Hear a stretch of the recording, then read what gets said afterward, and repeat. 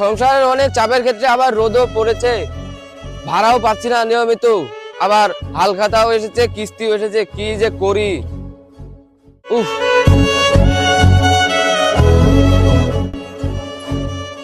দেখি সামনে মনে হচ্ছে একটা গাছ দেখা যাচ্ছে, গিয়ে একটু বিশ্রাম নিয়ে।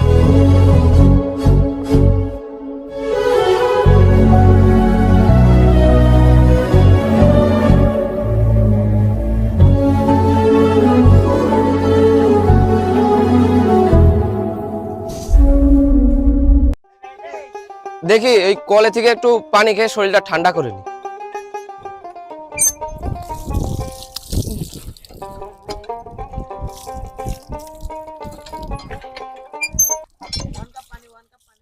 ওরে আল্লাহ, কি গরম পড়েছে!